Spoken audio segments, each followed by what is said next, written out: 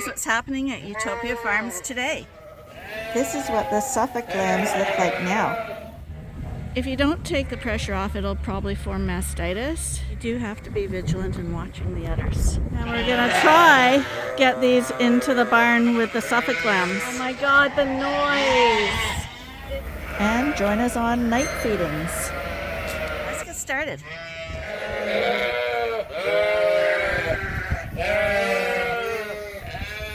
So this is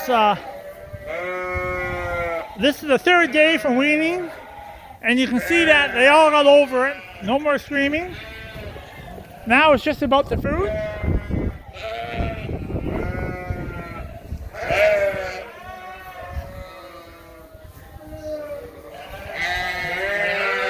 And they're looking pretty good.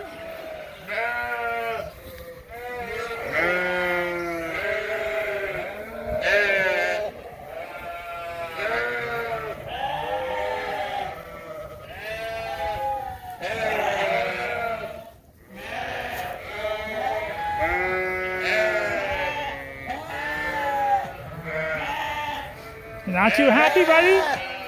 Go on, get something to eat. Come on, shoo shoo.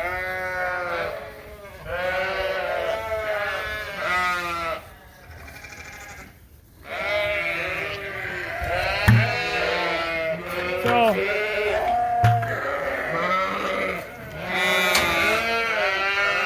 we'll just stir that hay up a little bit, and they're doing quite good, so.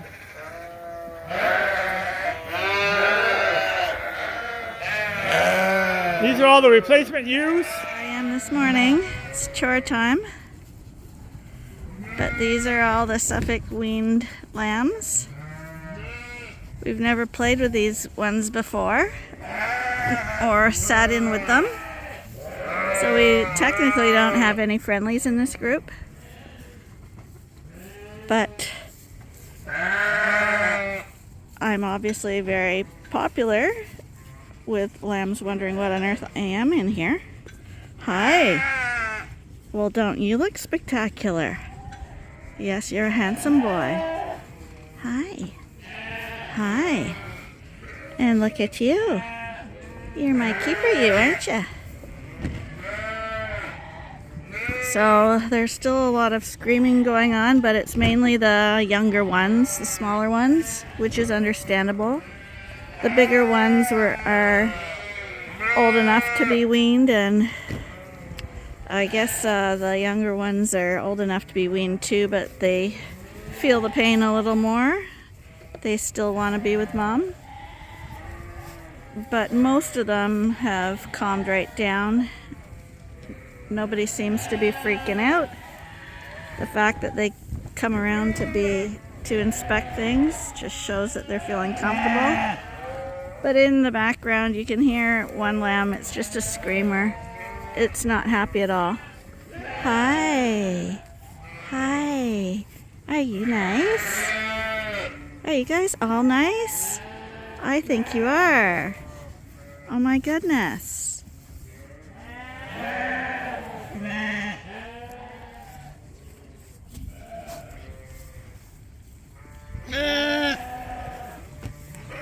There, is that better? More surface area to check out. And of course, the one whose name I can't mention has to be in the thick of things too. If I mention his name, he'll be all over me. He's very needy. But the sheep always love to check him out.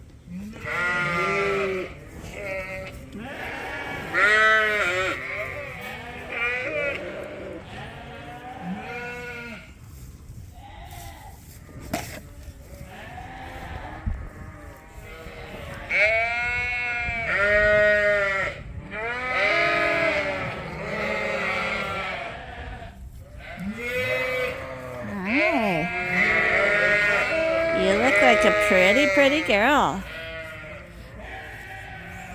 Hi. How you doing? Are you enjoying your freedom? Yeah, hi. See, it's okay. got a beautiful, this one here has a beautiful face.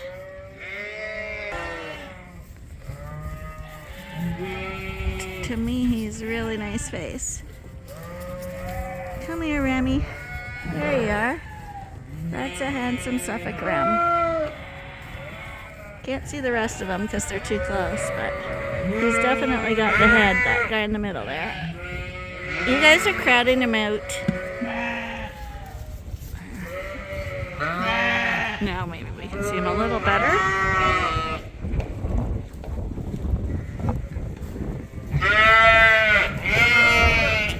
There's my girl. Hi, sweetheart. You can see here, she's really starting to turn white. All those little black spots are disappearing. Hi. You are spectacular. We'll have to find out who you're from. Are you 851? 851. We can look you up. Because you're very pretty.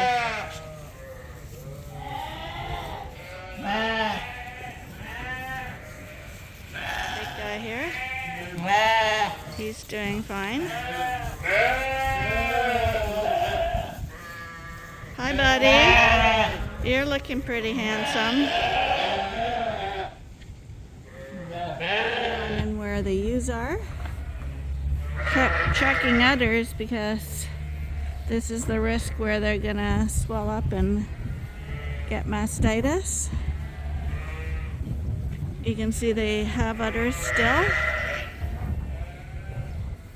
And this girl here, her udder is a little tight, but nothing looks red, sore, uneven, really, really engorged. That's what you gotta look for. If we see that, you need to catch them and just take the pressure off. If you don't take the pressure off, it'll probably form mastitis. If you take the pressure off, some people think that the ewe will start producing more milk again, but I'm not suggesting that you take all of it out. I'm just suggesting that you take the pressure off so that it doesn't get painful for the ewe. Anyone who's breastfed babies knows that it's extremely painful if you don't relieve the pressure. So just relieve the pressure, keep them on a poorer diet, and they should dry up no problem. But you do have to be vigilant in watching the udders for probably a week. And I imagine once things quieten down in the Suffolk weaning pen, we'll block these Dorsets in here while they're eating and do the same thing. Run them over to that barn shortly. But I think right now the Dorsets, there's a few that are a little younger, that they came in a little slower than the Suffolks. So we'll probably let things calm down first over there before we add this group to that group.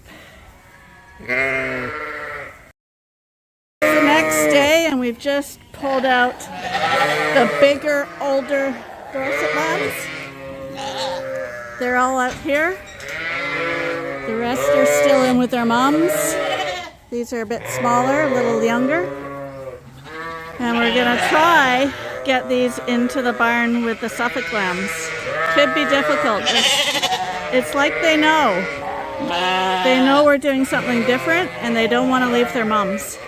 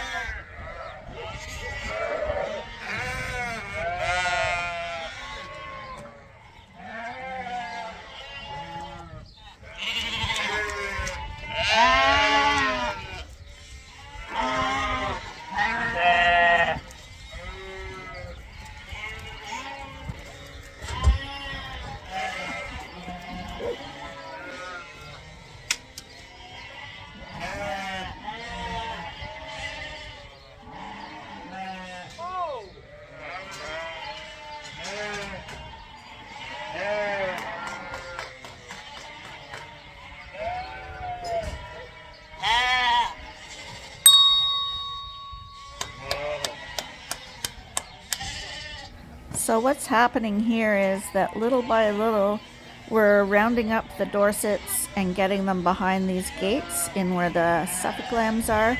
And then we open the gate that goes into the Suffolk lamb pen. And the problem is getting the Dorsets into the pen without all the Suffolks coming out of the pen. And also the lambs know that this isn't their barn, so they're wanting to go back to their barn where their mums are. Of course, they don't want to be weaned. They don't want to be apart from their mothers, and so moving young lambs away from what they know and away from their moms is always quite difficult. But we got it done.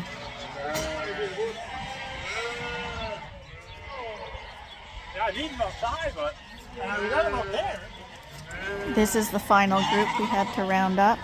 We found it worked better to try get little groups in at a time, because otherwise they were getting too crowded and they would deke out around us, and the less chaos you have when moving sheep, the easier things go for us and for the lambs themselves.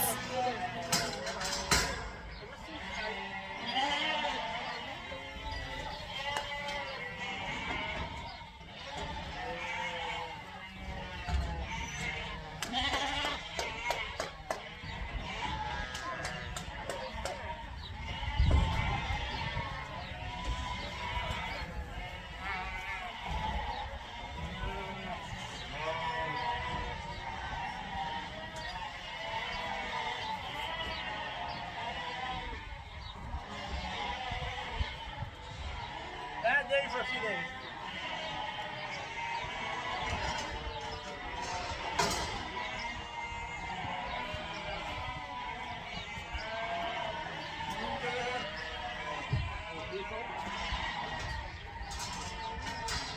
Oh my God, the noise! It's really, really loud. I'll show you. I'm gonna say today's a really hot day. So, this is totally not how we usually wean our lambs. We usually have Dorsets and Suffolks separate. We usually have ewes and ram lambs separate. But this year we obviously have more sheep because all our barns are full. So in here we have the oldest and the biggest of the lambs. Once all the lambs are over here, then we will gather up all the ewes, let them get weaned, dried up, and the ewes instead will come over here, and these will go to the other barn, and they will be separated into girl and boy and Dorset and Suffolk. But right now there's just too many odds and ends groups. Like we have Dorsets over there still with lambs on them. We have Suffolks on one side. We can't bring the adults in here because he's feeding richer hay.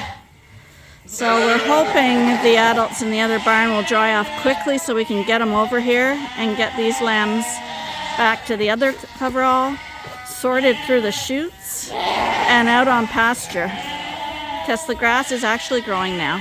I'm mixing feed at 9 o'clock at night. So,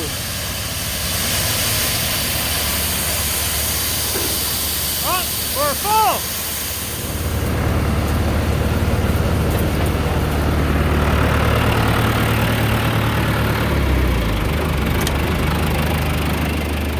So we're just mixing feed tonight, and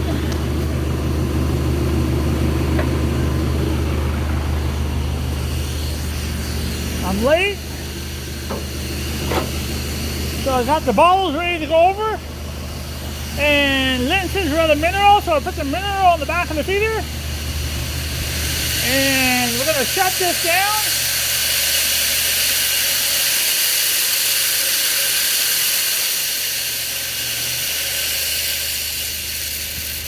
So I'm real late tonight.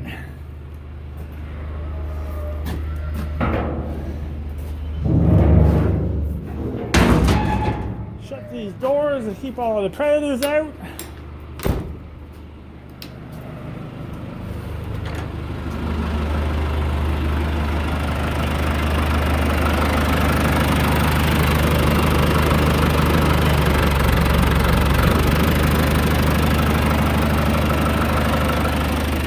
Grab this milk for a second. And I'm going to put it in the loader here. Hopefully it doesn't fall over.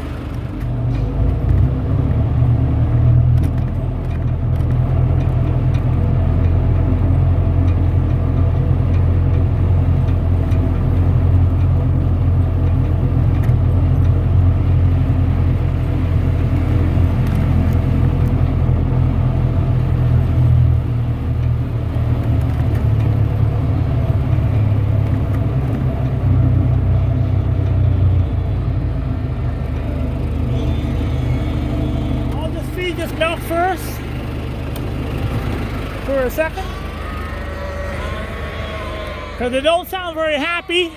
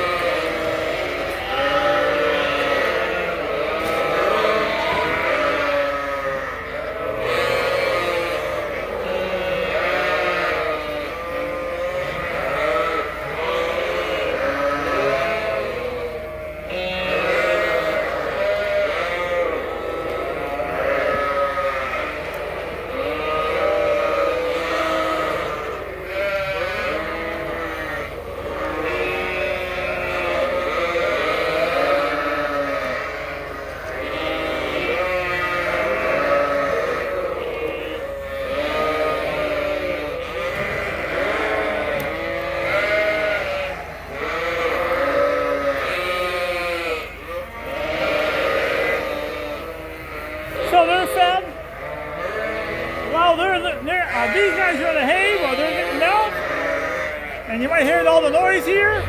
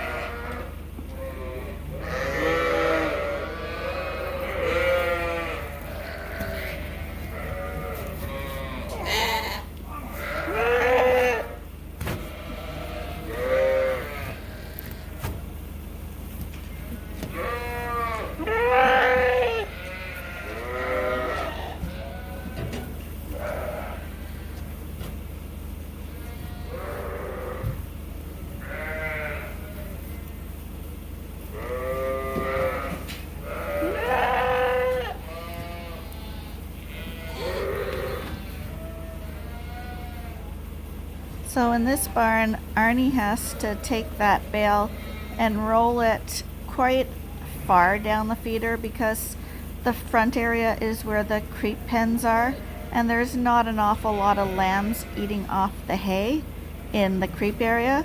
So he pushes it just to where the adults start, and that way he can fork a little back for the lambs but give the bulk to the bigger ewes. And of course the lambs can eat off the hay trough from either side of the pen, but the ewes can only stay to the back. So normally he would start unrolling the bale immediately as he put the bale into the trough, but in this case that's why he had to roll it a little farther in, which of course these are wrapped hay bales. We don't wrap them extremely wet, but they are much heavier than say a dry bale would be. Once he has the bale into position, then he cuts the strings off the bale, and when he starts pushing it out now, the hay will start unraveling as he goes down the feeder to feed the sheep.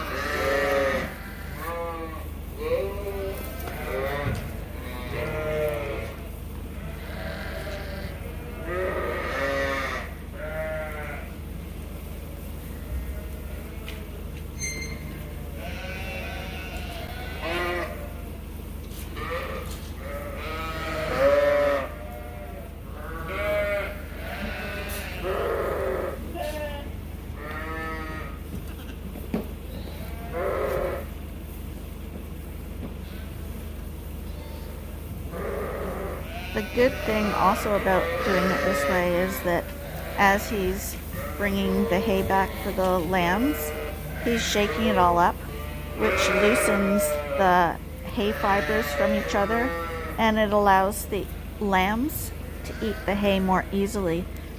The ewes, when he unravels the bale, they'll have to pull on the hay a little harder because being a wet bale, the fibers kind of all intertwine.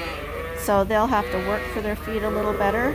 But the less the lambs have to work for the feed, the better it is for them because they'll be able to eat more. And when they can eat easily, it actually encourages them to eat more. Whereas if it's difficult to get at your food, a lot of sheep will just give up after a while. So if you want your sheep to eat and grow, always make it as easy as possible for them to get at the food.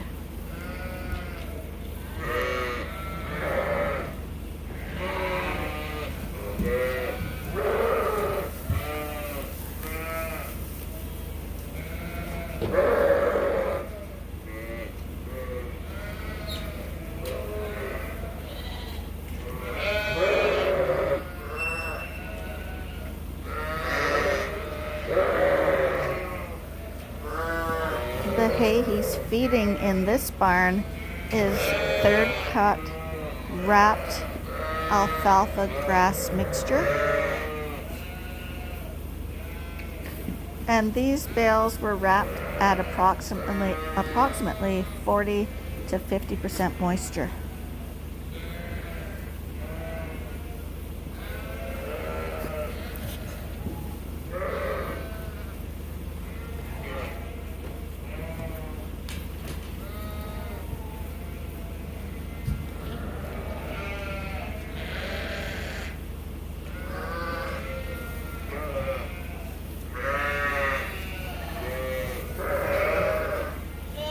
And although this seems to be a really long process, this is real time, and it's literally for him to feed.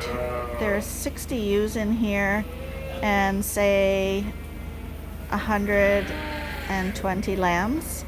That's how many sheep are in this barn.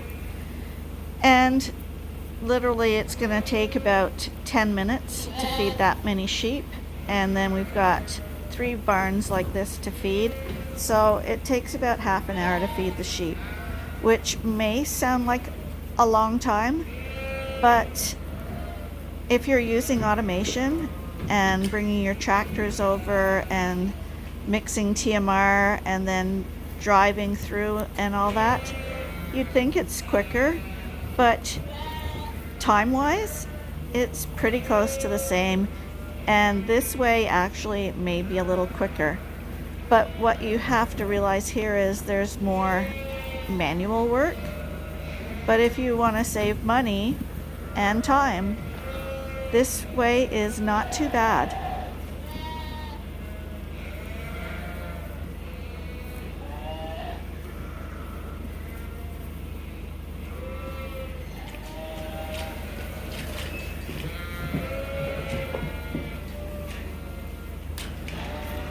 Morning feedings tend to be a little more hectic because we've got a whole bunch of other work to do during the day, so we're always a little more pressured. But when Arnie goes out here to do the night chores, he actually enjoys the solitude and working here, and it's at a more relaxed pace.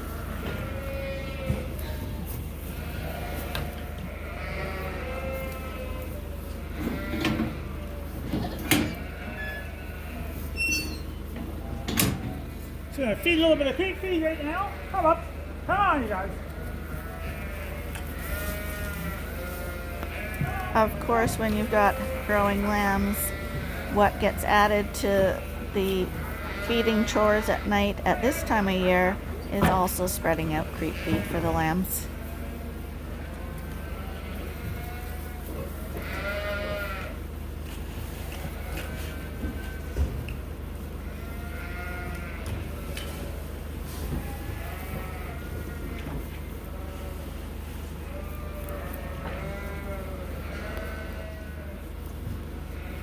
Well, that's it for the creep feed. And I gotta do it again. There you go. Oh,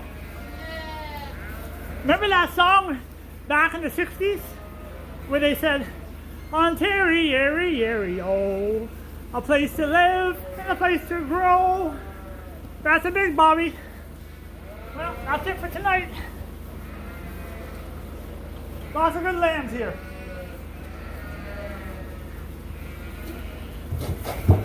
Here's another good one. See? Fine looking animals. Well, that's it for the feed feed tonight. So this barn's done. Yeah, I'm picking the lambs up. You might as well have fun at it. So this barn's done. So they got this group here, they have to get creep feed twice a day now.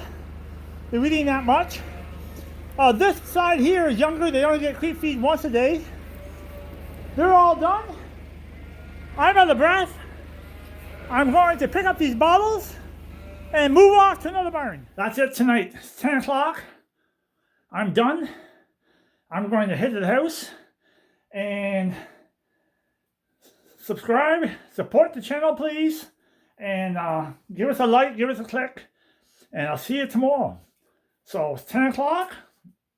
I got 45 minutes to make it to the gym, 2 hours in the gym, make it over to the pub for last call, and then I come home. And the only reason why I'm going to the gym, because last night Lynn was having some pretty good dreams, and she wasn't mentioning my name. She was mentioning somebody called Brad Pitt. Like, who in the world would that be? Well, it sure wasn't me. So I'm going to go to the gym, trim up, and hopefully look a little better for her. Good night. See you tomorrow.